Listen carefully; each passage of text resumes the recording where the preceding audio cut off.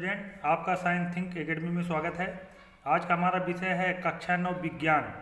विज्ञान के अंतर्गत भौतिक विज्ञान, रसायन विज्ञान और जीव विज्ञान तीनों से क्वेश्चन यहाँ रखे गए हैं।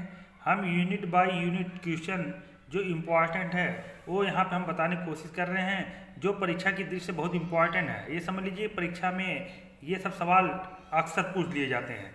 इसमें लघुत्तरी क्वेश्चन और विस्तृत क्वेश्चन और जो OMR सीट पे करने हैं आपको बहुविकल्पी प्रश्न लगभग 45 क्वेश्चन हम भी यहाँ आपको बताएंगे। पहले हम लॉन्ग क्वेश्चन पे चलते हैं, पहले इसको देख लीजिए, लास्ट में इसको हम बताने की कोशिश करते हैं। वीडियो को लास्ट तक अवश्य से देखिएगा क्योंकि आपके लिए बहुत महत्वपूर्ण होने वाला है।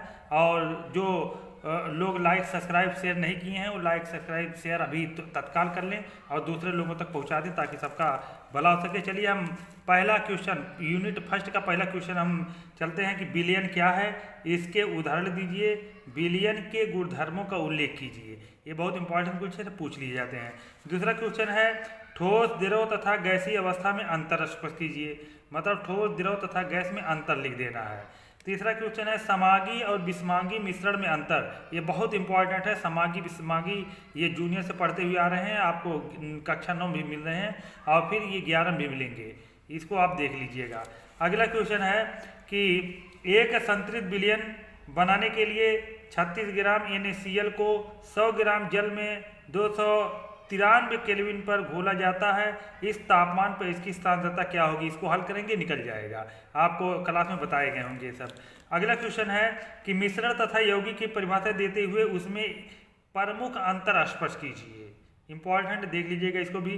छठवां क्वेश्चन है परमाणु तथा अणु की आधुनिक परिभाषा लिखते हुए इनके अंतर स्पष्ट कीजिए। बहुत इंपॉर्टेंट है।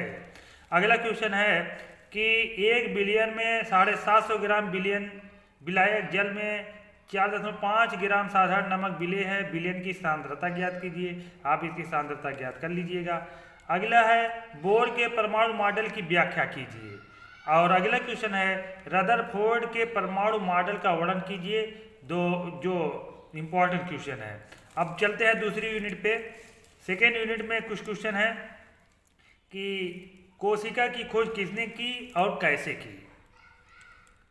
अगला है लाइसोसोम को आत्मघाती थैली क्यों कहते हैं, इसको देख लीजिएगा, इंपॉर्टेंट सवाल है सब। कोशिका का कौन सा अंगक बिजली घर है और क्यों है, मतलब पूछा जा सकता है कि कोशिका का पावर हाउस किसे कहते हैं, तो ये माइटोकॉन्ड्रिया है। अगला है जंतु कोशिका तथा पादप कोशिका में अंतर लिखना है, इंपॉर्टेंट सवाल है। अगला क्वेश्चन है कि गुणसूत्र किसे कहते हैं, सचित्र वर्णन कीजिए। अगला है DNA तथा RNA में अंतर लिखो। ये अंतर देख लीजिएगा, हमारी वीडियो पे इसका अंतर पड़ा हुआ है, वहां से भी देख सकते हैं। अगला है मनुष्य किस वर्ग का प्राणी है, इसकी विशेषता लिखिए। 17वां क्वेश्चन है माइटोकॉन्ड्रिया की संरचना और कार्य का वर्णन कीजिए। अगला इंपॉर्टेंट क्वेश्चन है शैवाल तथा कवक में अंतर लिखिए। अगला है संघ पोरीफेरा के मुख्य लक्षण क्या हैं। जितने भी संघ है आप देख लीजिएगा, पोरीफेरा से लेकर एकाइनोडर्मिटा तक। अगला है केचुआ किस संघ का सदस्य है, इसको किसान का मित्र क्यों कहा जाता है, यह भी महत्वपूर्ण क्वेश्चन है। अगला क्वेश्चन है विषाणु से होने वाले 4 रोगों के नाम लिखिए। प्रोटोजोआ से होने वाले 2 रोगों के नाम लिखिए, आपको सब बताए गए हैं। कार्डेटा संघ के 4 लक्षण लिखना है, कार्डेटा संघ जो है उसके 4 लक्षण लिख देना है। तीसरी यूनिट में चलते हैं। तीसरी यूनिट में न्यूटन के गति का प्रथम नियम उदाहरण सहित स्पष्ट करना है, ये भौतिक विज्ञान से सब लिए गए हैं। संवेग संरक्षण के नियम को समझाइए, इंपॉर्टेंट क्वेश्चन है। अगला है गुरुत्वाकर्षण का सार्वत्रिक नियम लिखिए तथा G को गुरुत्वाकर्षण का सार्वत्रिक स्थिरांक क्यों कहते हैं, ये भी इंपॉर्टेंट सवाल है। चाल तथा वेग में अंतर लिखना है और असमान गति की व्याख्या करना है। ये सब सवाल एग्जाम में पूछे जाते हैं। अगला है 1 वाट शक्ति को परिभाषित कीजिए। एक विद्युत हीटर की घोषित शक्ति 1500 वाट है। 10 घंटे में यह कितनी ऊर्जा उपयोग करेगा, इसको आप लगा लीजिएगा, न्यूमेरिकल है। अगला है एक कार विरामावस्था से चलकर 10 सेकेंड में 45 किलोमीटर प्रति घंटा का वेग प्राप्त करती है।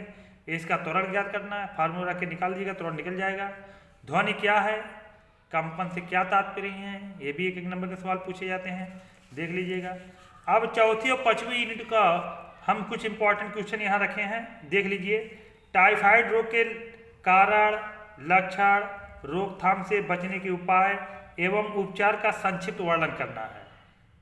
इसको खूब बढ़िया तरीके से पूछ लीजिएगा। इस तरह टाइफाइड है, मलेरिया है और तमाम बीमारियां को देख लीजिएगा। अगला है मलेरिया तथा डेंगू बुखार पर टिप्पणी लिखो। अगला है मृदा अपर्दन क्या है। अगला है ग्रीन हाउस प्रभाव क्या है। ओजोन परत पर टिप्पणी लिखो। वायु प्रदूषण से आप क्या समझते हैं, इसके प्रमुख कारण बताइए और निम्नलिखित पर टिप्पणी लिखिए।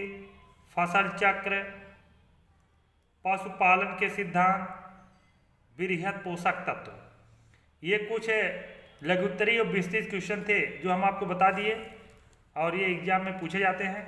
अब हम चलते हैं, लगभग 45 क्वेश्चन है। OMR शीट पे आपको करने होंगे बहुविकल्प क्वेश्चन। हम यहाँ पे कुछ क्वेश्चन बता रहे हैं जो एग्जाम में पूछे जाते हैं। तो देखिए पहला क्वेश्चन है कि निम्नांकित में देरों में क्या निश्चित है। ये है आकार, B वेग, C घनत्व, D आयतन। तो इसमें जो देरों में जो निश्चित होता है वो आयतन निश्चित होता है ना, ये D पर निशान लगा देंगे। अगला क्वेश्चन है जल का क्वथनांक है। जल का क्वथनांक मतलब कितने टेम्परेचर पर जल उबलने लगता है, तो लगभग 100 डिग्री सेल्सियस पर उबलने लगता है। तो यहाँ 0 degree Celsius, 100 degree Celsius, 273 degree Celsius और 373, तो ये बी वाला सही हो जाएगा, 100 डिग्री सेल्सियस। अगला क्वेश्चन है कि ठोस अवस्था से सीधे गैस अवस्था में बदलने की क्रिया कहलाती है। तो ठोस अवस्था सीधे जो गैस अवस्था में बदल जाती है उसी को ऊर्ध्वपातन कहते हैं। तो हम सी पर निशान लगा देंगे, ये ऊर्ध्वपातन है, सब्लिमेशन अंग्रेजी में इसको कहेंगे।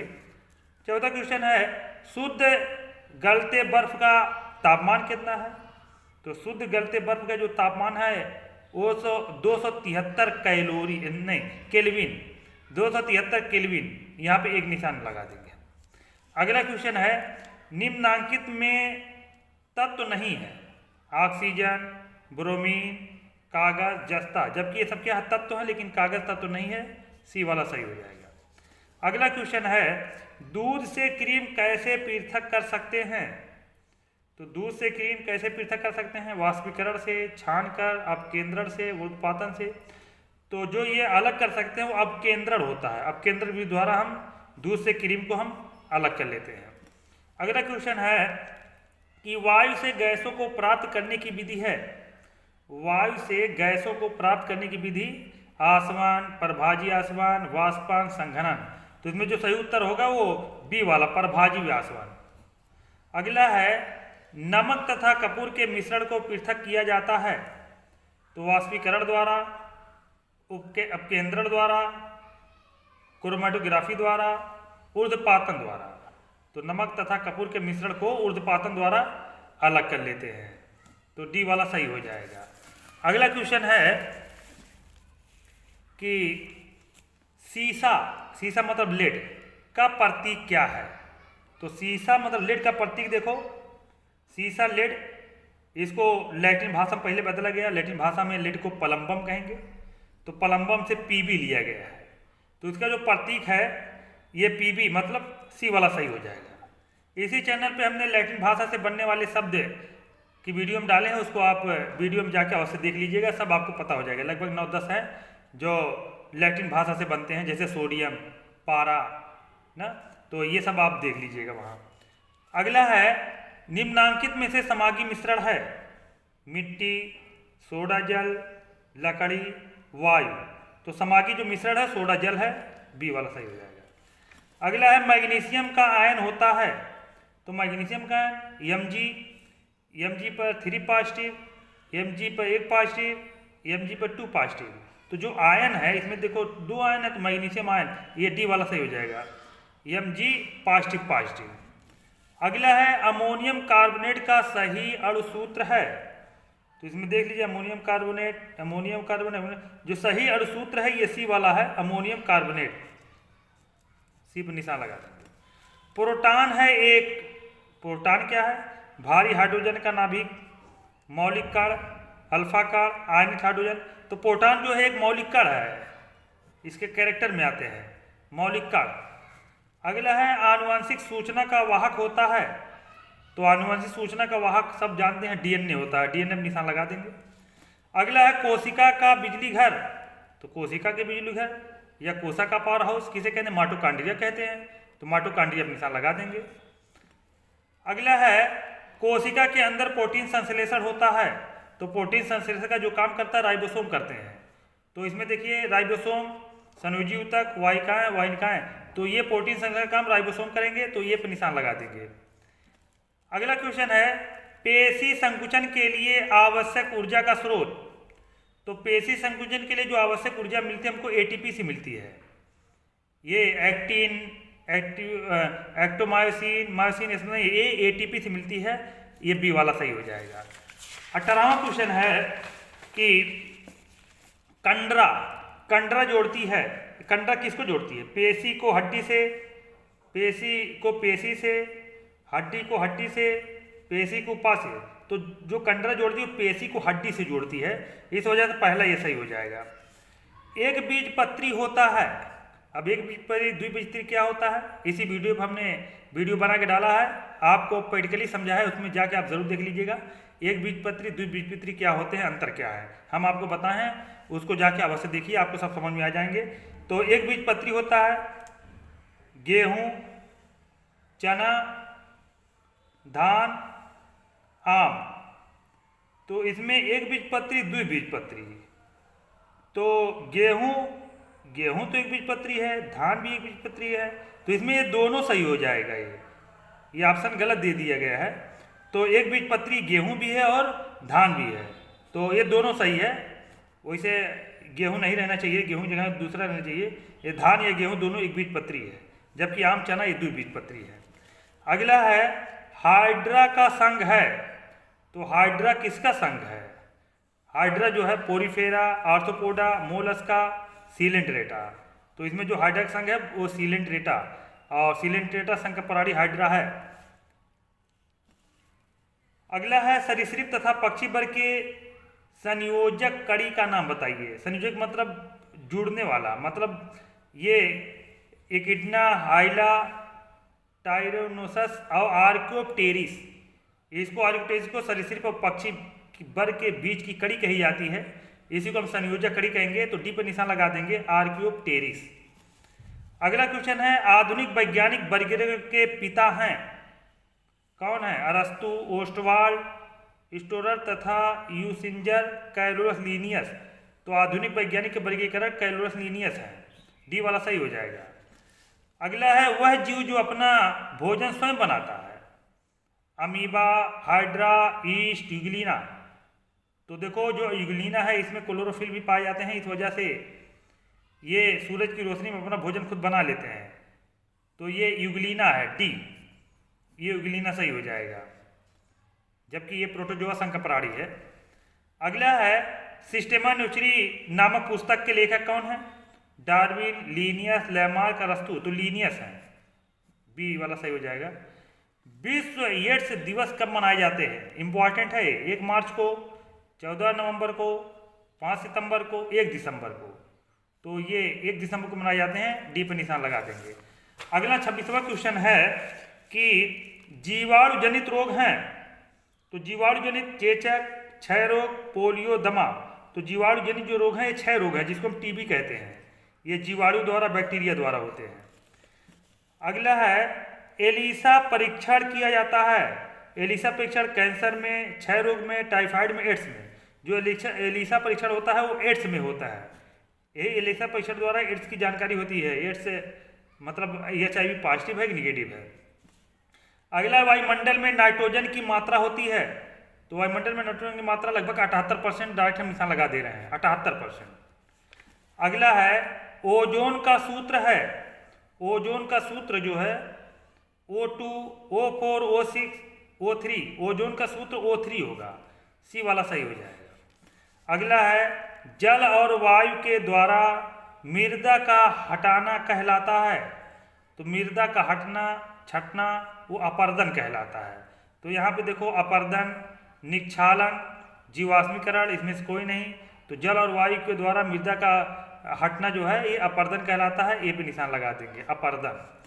अगला है स्वतंत्र नाइट्रोजन का यौगीकरण कर सकते हैं। तो नास्टाक शैवाल, राइजोबियम, नाइट्रोबैक्टर जीवाणु, ये सभी। तो स्वतंत्र नाइट्रोजन का यौगीकरण ये सभी कर सकते हैं। ये नास्टाक शैवाल भी कर सकते हैं, राइजोबियम और नाइट्रोबैक्टर जीवाणु भी कर सकते हैं। डी पर हम निशान लगा देंगे। अगला है सदिश राशि है।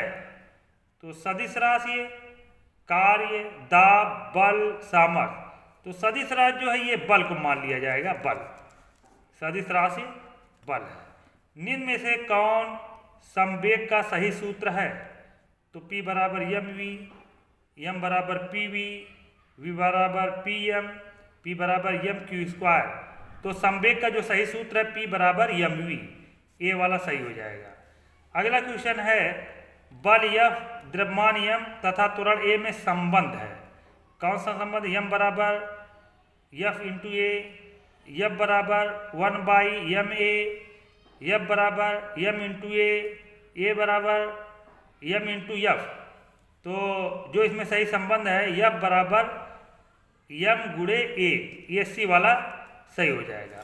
35वां क्वेश्चन है कि घनत्व का एसआई मात्रक। घनत्व का एसआई मात्रक।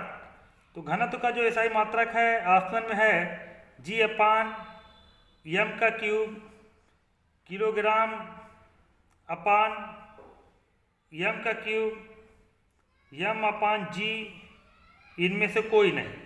तो जो घनत्व का एसआई मात्रक है किलोग्राम प्रति मीटर क्यूब, ये बी वाला सही हो जाएगा।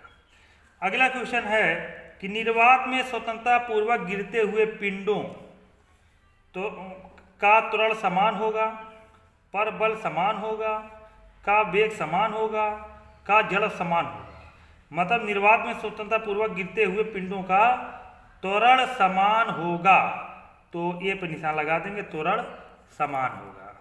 अगला क्वेश्चन है कि ध्वनि की चाल अधिकतम होती है किसमें? वायु में, कि लोहे में, कि हाइड्रोजन में, कि जल में। तो ध्वनि की चाल जो अधिकतम होती है वो ठोस में होती है। ठोस में जो लोहा है सबसे बेहतर है, तो इस वजह से हम बी पर निशान लगा देंगे, लोहे में ध्वनि की चाल सबसे अधिक होती है। अगला है हर्ट्ज मात्रक है। किसका मात्रक? हर्ट्ज ऊर्जा का, विद्युत क्षेत्र की तीव्रता का, आवृत्ति का, तरंगदैर्घ्य का। तो हर्ट्ज जो मात्रक होता है आवृत्ति का होता है, सी वाले पर निशान लगा देंगे, आवृत्ति का। अगला क्वेश्चन है आवर्तकाल T तथा आवृत्ति n में संबंध होता है। तो क्या संबंध होता है? n/t इज इक्वल टू स्थिरांक, n/t is equal to 1, n into T is equal to 1, n² t is equal to 1। तो जो आवर्तकाल T और आवृत्ति n में संबंध है तो n t is equal to 1, ये सी वाला सही हो जाएंगे। अगला है ठोस तथा द्रव में ध्वनि की चाल। ठोस तथा द्रव में ध्वनि की चाल क्या होती है? शून्य होती है। वही होती है जो गैस में, गैस से अधिक, गैस से कम।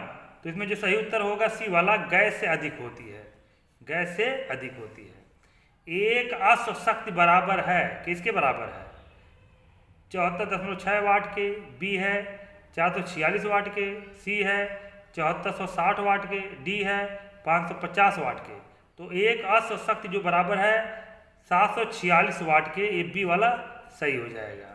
अगला है किसी वस्तु के पृथ्वी की ओर गिरने पर स्थित ऊर्जा होगी, बढ़ेगी कि घटेगी कि स्थिर रहेगी, कभी घटेगी कभी बढ़ेगी। तो इसमें जो है ये घटेगी। किसी वस्तु के पृथ्वी की ओर गिरने पर स्थित ऊर्जा घटेगी, तो बी पर निशान लगा देंगे। अगला है कि तरंग दैर्घ्य का एसआई मात्रक है। कौन एसआई मात्रक है? मीटर, सेंटीमीटर, मीटर पर सेकेंड कि सेंटीमीटर पर सेकेंड। तो तरंग दैर्घ्य का जो एसआई मात्रक है वो मीटर है, ए पर निशान लगा देंगे। इस तरह से 43 क्वेश्चन जो हुए ये बहुत इंपॉर्टेंट है, इसको आप जो है देख लीजिएगा। ये कक्षा 9 की विज्ञान की परीक्षा की दृष्टि से बहुत इंपॉर्टेंट है, इनमें सवाल पूछे जाएंगे। ये वीडियो अगर आपको पसंद आई तो इसको लाइक शेयर सब्सक्राइब अवश्य करिए। Thank you.